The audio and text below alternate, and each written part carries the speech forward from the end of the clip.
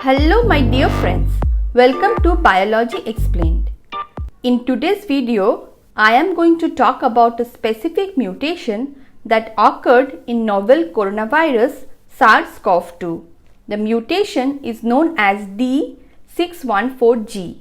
Here D stands for aspartic acid and G stands for glycine. So, a novel mutation is observed in SARS-CoV-2 at position 614 where the aspartic acid has changed to glycine. So, the question is, what does it mean to the researchers and common people? Note that mutations do occur in virus at much faster rate, but all mutations might not have any effect. Thus, those mutations are not concerning. But if some mutation makes the virus more deadly, then it concerns to us. So let's understand what is the impact of D614G mutation. If you want to know more about mutation, whether mutation is good or bad, please refer to my previous videos, and I have couple of videos on SARS-CoV-2 mutation. You can see them as well. This mutation is found in the spike protein of the virus. And if you have watched my previous video, you should know that the spike protein helps in the receptor binding and fusion of the viral and cellular membrane.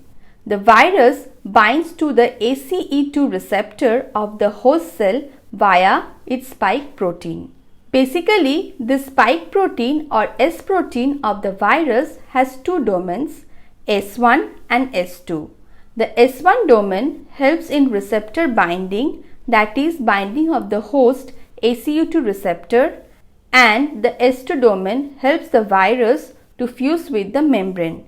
Virus cannot reproduce or live their own, so they invade the host cell, in this case human for SARS-CoV-2. Once they invade the human cell, they hijack the host machinery and produce copies of its own. So the human body will have damaged cells and the immune system will respond against it.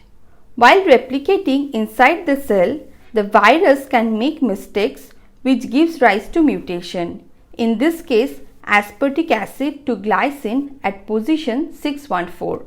And surprisingly, this mutation D614G was found to increase in alarming speed. It was not much detected in February. It was in low frequency in March, only 26%, but rapidly increased in April when it was 65%, and then in May it became 70%. And now we have more than 70% of this mutation. So there must be some significance for the virus preferring G over D at position 614. And it was observed that this mutation made the virus more infectious, that is, the G614 variant has transmission advantage over D614.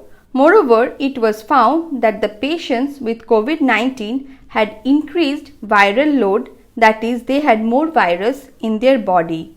So, it seems that this mutation has selective advantage over D614 and thus the virus adopted for this mutation. According to Cho, the author of this paper, the two parts of the spike protein don't hold together well in the older version.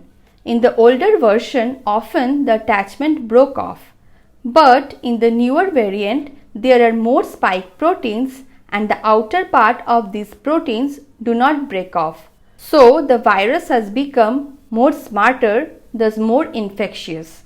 However, the good news is that although the virus is more contagious, but the mutation does not increase the severity of the disease and it does not alter the virus's response to antibodies from patient with D variant. This suggests that vaccine development on the original version of the virus will be effective on the newer strain also. That is really a good news. I have provided the link in the description so you can go through it. That's it for today guys. If you find this video informative, don't forget to hit the like button and subscribe my channel for more such videos. Thank you.